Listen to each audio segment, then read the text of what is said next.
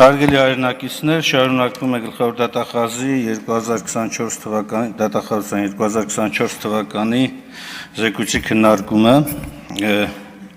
նախ մինչև հնչեցված այսօր նաև արդեն մեղադրանքներն անդրադառնալը Տիկին Վարդապետյան ինձ թվում է դուք անելիք ունեք մայիսի 9-ին հանրային հեռուստատեսությամբ այսպես 44-օրյա պատերազմի կեղծ լուրերի Մունետիկի Արծրուն Հովհաննիսյանի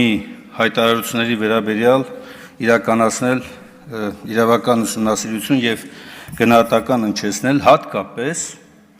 ուզում եմ շեշտել այս միտքը մարդկության դեմ իրականացրած հանցագործություն կատարած նացիստական Գերմանիայի եւ Հիտլերի կառավարման ռեժիմը արդարացնելու կամ վտանգավորությունը մեղմացնելուն ուղղված գործողություններով եւ այն էլ ոչ ավել ոչ պակաս խեղաթյուրելով ողջ պատմությունը հլմիատել հայերիս էմոցիոնալ ֆոնը բարձրացնելու համար հայտարարում է թե Հիտլերյան Գերմանիան անկախ Հայաստան էր ուզում պատմական ընդ որում մեր պատմական Հայաստանն էր ուզում կերտել իսկ հիմա անդրադառնամ հնչեցված մեղադրանքներին ակնհայտ է որ ինչպես դուք եք սիրում ասել, դիվահարվում եք, երբ որ կոռուպցիայի մասին է խոսք գնում։ Անհասկանալի է իսկապես, երբ որ պարզ հարց, երբ որ հնչում է ինչ եք անում հրապարակվող տեղեկատվության վերաբերյալ, նման բուռն արձագանք է դալիճում լինում ավելին եւ երբ որ Նիկոլ Փաշինյանը Սամբյոնից հրապարակային հայտարարում է եւ նաեւ կրկնում են մի շարք պատգամավորներ, որ գյուղը գնում է, պահանջում են նախագաներին նստեցնել։ Անկեղծ ասած, այստեղ նստած եւ ոչ մենակ այստեղ նստած, նաեւ ստեից դուրս այդ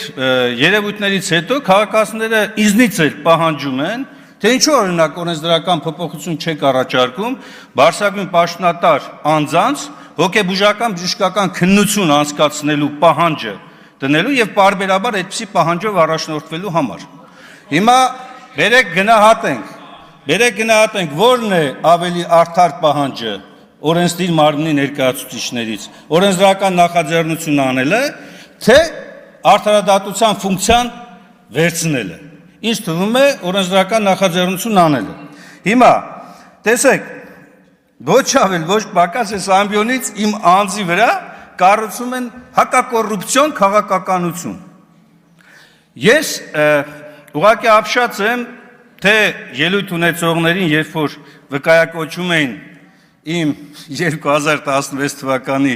մեքենան, եւ թե նաեւ այն, որ թիրախավորելով ուրեմն ընդդիմադիր խմբակցությանը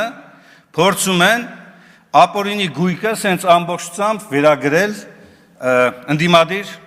խմբակցություններին կամ ընդդիմադիր դիրքերից հանդես եկողներին։ Սա այն դեպքում, երբ որ խեղաթյուրելով ճշմարտությունը, փորձ է արում ներկայացնել, թե իբր իրենք հայցվոր կողմ են, այստեղ պատասխանող կողմն է նստած, մի հատ էլ գլխավոր դատախազին մեջ բերում են կատարում։ Ուրեմն դուք վստահ եղեք, դուք պատասխանող կողմ լինելու եք, միանշանակ։ Մենք ոչ թե վիճարկում էինք եւ հայտարարում էինք, որ ոչ մի գույք չպիտի բռնագանձվի, 10 անգամ արդեն այս ամբիոնից ասել եմ ձեզ, ապօրինի գույքը ենթակա է բռնագանձման։ Ապօրինի գույքը ենթակա է բռնագանձման իրավունքի գերակայության սկզբունքին համապատասխան եւ հենց այդ սկզբունքներին համապատասխան Սահմանադրական դատարանը տվել է երկու կարևորագույն ճշգրտում, որի դեպ ձեզ էլ պետք է գա հետագայում։ Այդ պաշտոնավարման ընթացքում ապօրինի գույքի ծագումը ֆիքսելու եւ երկրորդ հանցավոր մի շարք հանցագործությունների մասով գույքի ծագումը կապելու տեսակետից։ Հիմա երբ որ խոսվում է այստեղից կոռուպցիոն երևույթների մասին եւ ասում է անցյալով, ես Տիկին Վարդապետյան կարծում եմ այս միտքը պետք է ընդունել եւ այո միանում եմ այդ պահանջներին, որ այո ապօրինի գույքի բռնագանձումը պետք է իրականացվի, բայց անցյալ կատարյալով նաեւ։ Եվ երբ որ այստեղ վկայակոչվում է ինչ-որ դղյակներ մանումենտում, ես ուզում եմ հարց տալ, իմ այդ դղյակն ումն է, կարող եք ասել, Այն դղյակը, որի մասին ազգային ժողովի նմանակման շենքերի մասին եւ այլն եք ասում, ումն է դա։ Պետությանն է։ Պետությանն է էդի։ Ինչ եք խապել ժողովրդին։ Բայց եթե ինքը ապօրինի է, ինչի պետությանը չի։ Կամ եթե այն գույքերը, որոնք որ հայտարարել եք, որ ապօրինի են ժողովուրդ եւ վերադարձնում են ձեզ, վերադարձում է ժողովրդին, ժողովուրդը դրանից քոր կոպեկ ստացել է։ Ուր են այդ գույքերը։ Եվ իդեպ, պարոն Ալեքսանյան, բացարձակ ես չեմ խոսում հիպոթեկով տուն ձեռք բերելու մասին, հանկարծ որևէ մեկի մտքով չանցնի, որ ես մարդու բնական իրավունքը բնակարան ունենալու եւ հիպոթեկով ձեռք բերելու համարում եմ կոռուպցիոն դրսևորում, եթե այն չի ուղեկցվում ապօրինի եկամուտների օրինականացման գործընթացով, բայց ես խոսում եմ այլ բանի մասին։ Ես խոսում եմ նրա մասին, որ այս դիմացս եւ ձախ կողմից նստած մարդկանց մեջ հսկայական թվով անձինք, որով մինչև 18 թվականը հանրային տրանսպորտով էին երթևեկում եւ վիճարկում էին օրինակ 50 դրամ թանկացումը, որտեղ իրենց գրպանին էր կպնում, ոչ թե հանրության համար։ Իրենց գրպանին էր կպնում, այսօր ոչ միայն այդ ամենը անտեսել են, այլ նաեւ բազմապատիկ անգամ իրենց եկամուտները շատացնելով, մեծացնելով ապօրինի բիզնեսի մեջ, ապօրինի բիզնես գործունեություն ծավալելով, ավելին օլիգարխիայի ծավալները էլ ավելին լայնելով, այսօր հասել են համաշխարհային մասշտաբների։ Համաշխարհային։ Եվ տեսեք, մի անգամ ասեցիք, հիմա նորից վերահաստատեմ։ Գնացեք